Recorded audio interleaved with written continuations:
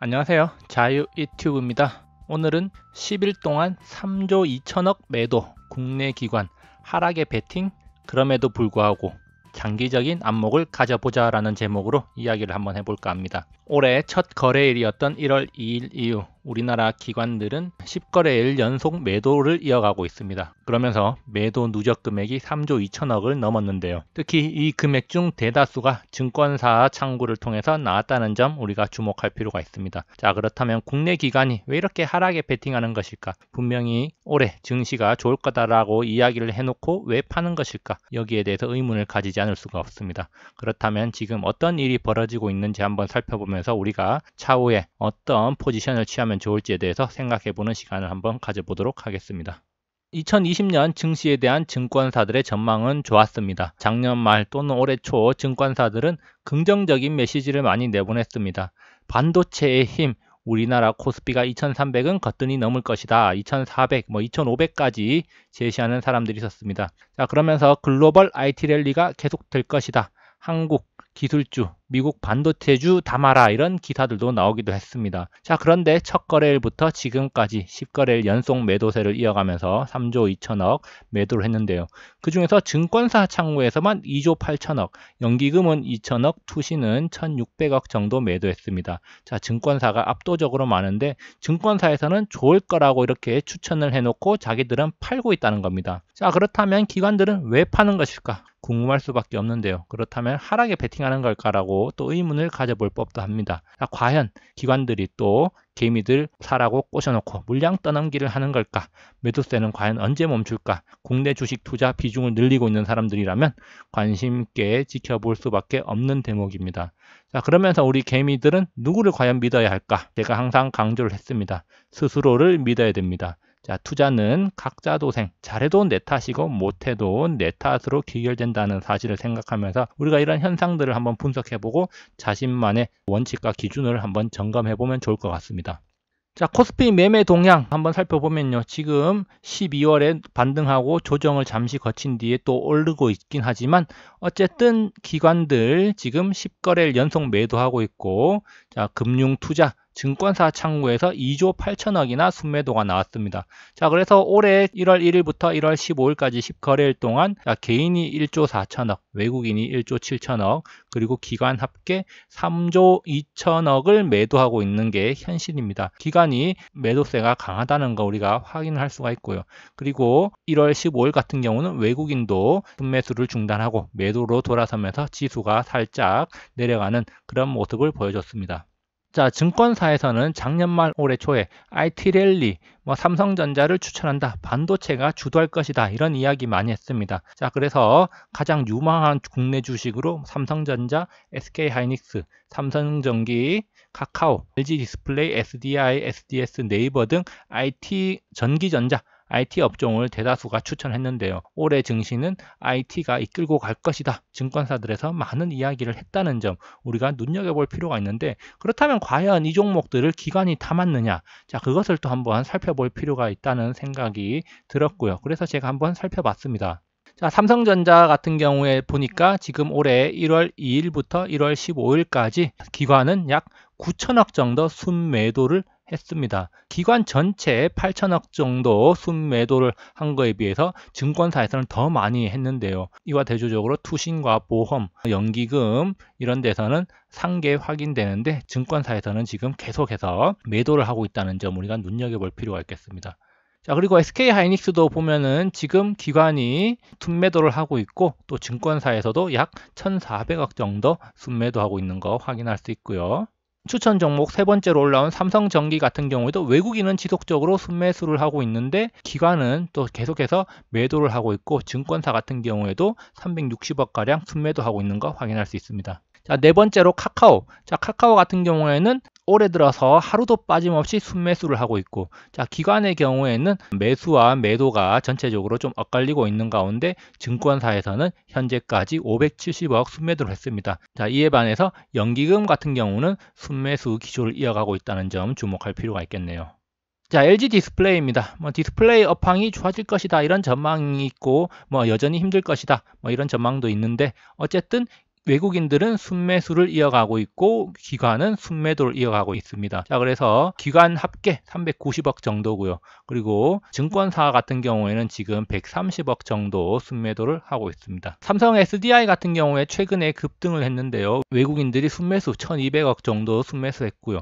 그리고 금융투자 증권사 같은 경우에는 지금 400억가량 순매도한 거 확인할 수 있습니다. 자, 삼성 SDS도 마찬가지로 외국인 순매수 기관은 지금 순매도 하고 있는데 특히 증권사에서 매도폭이 크다는 거 확인할 수 있습니다. 자, 네이버 같은 경우도 지금 외국인들이 올해 들어서 대체적으로 순매수 기조를 이어가고 있지만 반대로 기관은 순매도를 이어가고 있고요. 증권사 같은 경우에는 728억 순매도 기록을 하고 있습니다. 확인을 해보니까 국내 증권사 IT 반도체에 좋다고 하더니 지금 매도만 하고 있다는 거 확인할 수 있습니다. 한 종목도 빠짐없이 전부 순매도를 하고 있는데요. 자, 그러면 왜 그런 걸까라고 우리가 한번 의문을 가져볼 법도 합니다. 우리가 증권사 매매 담당이 아니기 때문에 그 속내를 정확히는 알 수 없겠지만 그것을 한번 생각해 보면 단기 차익 실현에 나선 것일 수가 있다, 뭐 이렇게 볼 수가 있겠습니다. 왜? 국내 기관은 장기적인 관점보다는 단기적인 매매를 주로 해오는 그런 패턴을 보여왔기 때문입니다. 자, 12월부터 1월까지 지수가 급등을 했습니다. 자, 그렇기 때문에 많이 오른 IT 반도체 매도로 차익 실현하고 있는 게 아닌가. 뭐 삼성전자 같은 경우는 단기간에 약 20% 정도 올랐죠, 한 달 동안. 자, 그렇기 때문에 차익 실현에 나서고 있다, 이렇게 볼 수가 있겠는데요. 자, 올해는 또 설 연휴가 빠릅니다. 그래서 설 연휴를 앞두고 수익을 확정짓고 자신의 성과를 부풀리기 위한 것이 아닐까라는 생각을 한번 해보면 됩니다. 어쨌든 성과를 잘 내면 되는 게 증권사 운영력들입니다. 그렇기 때문에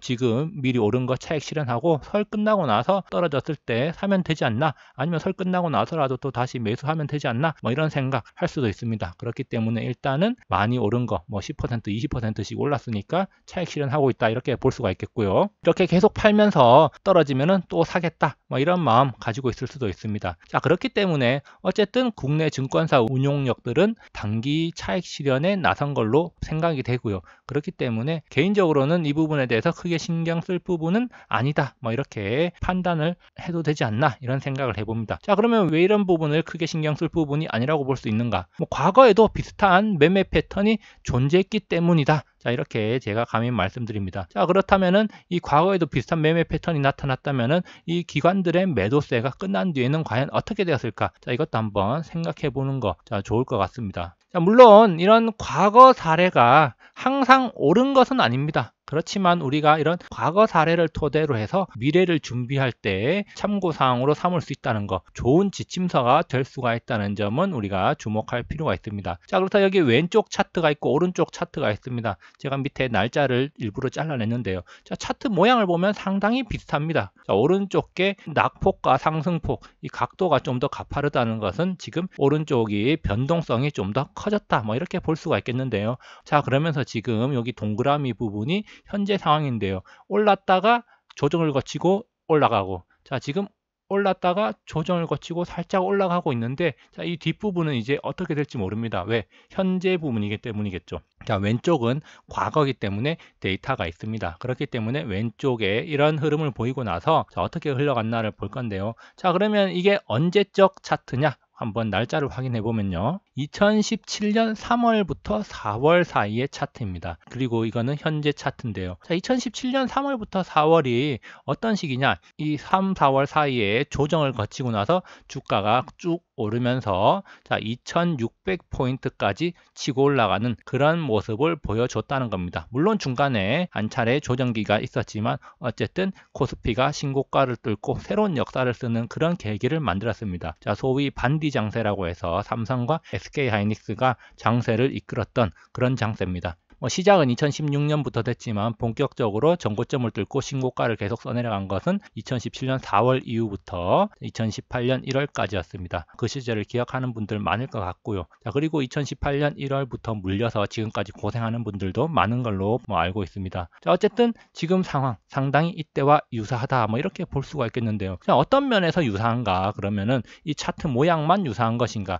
그런 것은 아닙니다. 자, 여기 보시면은 자, 왼쪽에 뉴스 기사가 있습니다. 2017년 4월, 그 다음에 3월, 5월 이렇게 나온 건데요. 자, 이때 반도체 슈퍼 사이클 이야기. 자, 그래서 반도체 디스플레이 어닝 서프라이즈, 반도체 슈퍼 호황, 반도체 디스플레이 호황 3월 수출 물량 역대 최대, 역대 2위 성적, 수출 펄펄 날았다. 그때 반도체 디스플레이가 시장을 이끌었다는 거 확인할 수 있고요. 자, 이런 기사가 나오고 나서 시장이 전고점을 뚫고 신고가를 써내려갔다는 겁니다. 자, 그리고 여기는 지금 현재 2020년 1월에 나온 뉴스 기사입니다. 1월 10일, 1월 15일 이런 뉴스 기사인데요. 자, 슈퍼 사이클 올 것이다. 반도체 투자 규모가 증가하고 있다. 자, 반도체 시장 커진다. 삼성과 SK하이닉스 반도체 호황 흐름 타고 지금 시총 비중이 상당히 커졌다. 자, D램 가격 반등이 예상되고 낸드 플래시 가격 반등하기 시작했다. 이런 이야기 계속 들립니다. 상당히 지금 시기적으로, 내용적으로 뭔가 좀 비슷한 느낌이고, 이게 좀 더 빠르다면은 이게 지금 오른쪽 뉴스 기사들이 왼쪽 뉴스 기사 타이틀로 바뀌지 않을까, 더 이런 생각을 한번 하게 만드는 대목입니다. 상황이 그때와 상당히 비슷하다는 거 우리가 확인을 할 수가 있고요. 자, 그리고 외국인들과 기관들의 매매 동향을 보면 3월 초부터 중반까지 외국인들은 순매수 3조 4천억을 했습니다. 자, 2017년 3월부터 3월 22일까지 3조 4천억 순매수를 했고, 같은 기간 동안 기관은 3조 5천억 순매도를 하면서 계속해서 매도를 했다는 거죠. 자, 이런 모습 우리가 상당히 비슷하다. 언제? 바로 지금과 상당히 유사한 모습이 아닌가, 이런 생각이 들고요. 자, 외국인들이 좀 더 사주면은 금방 2조, 3조까지 가겠죠. 자, 이때는 개인들이 팔았지만 지금은 개인들이 사고 있다. 연말에 대주주 매도 물량 나온 걸 개인이 사들이고 있다. 이렇게도 볼 수가 있겠고요. 어쨌든 개인들도 외국인의 매수에 동참하고 있다. 이렇게도 볼 수가 있겠습니다. 어쨌든 기관이 팔고 있다는 점, 그것도 대량으로 팔고 있다는 점 우리가 눈여겨볼 필요가 있고요. 자, 이때 당시 2200에서 2600포인트로 가기 한 달 전, 바로 외국인은 3조 4천억 순매수했고, 기관은 15거래일 중에 14거래일 순매도 3조 5천억치를 팔아치웠습니다. 자, 그래서 며칠만 더 팔아치우면은 충분히 이때 기록을 경신할 수도 있지 않을까, 이런 생각도 한번 해봅니다.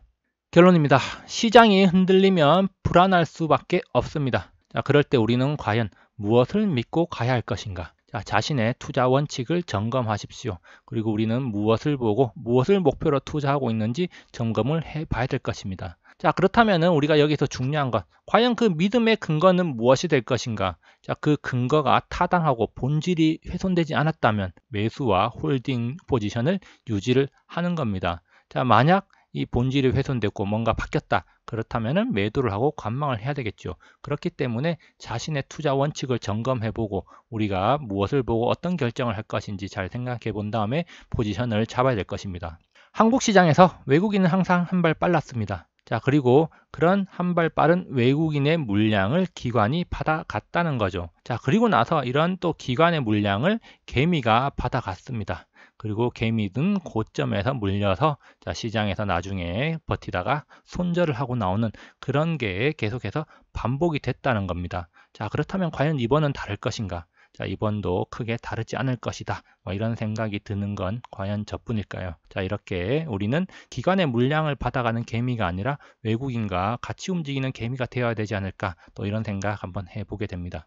강세장은 불안의 벽을 타고 오른다. 주식시장에 이런 격언이 있습니다. 불안할 때 주가는 오르고, 모두가 한이하고 기대에 부풀어 있을 때 주가가 떨어진다는 겁니다. 자, 그렇기 때문에 불안할 때 과감히 시장에 진입하고 기다리고, 그리고 모두가 환희하고 기대에 부풀어 있을 때를 경계해야 되는 그런 자세를 우리가 길러야 되지 않을까? 자, 이런 생각 한 번 더 해보게 됩니다. 자, 그렇다면은 과연 지금은 어떤 분위기인지 또 한번 체크해 보는 것도 좋을 것 같습니다. 지금은 불안의 시기인가, 아니면 모두가 환희하고 있는가? 자, 그것을 생각해 보면서 자신의 포지션을 어떻게 가져갈 것인지 한번 생각해 보는 시간을 가져보시기 바랍니다. 자, 여기까지 영상을 감상해 주셔서 감사하고요. 항상 즐거운 하루 보내시기 바랍니다. 감사합니다.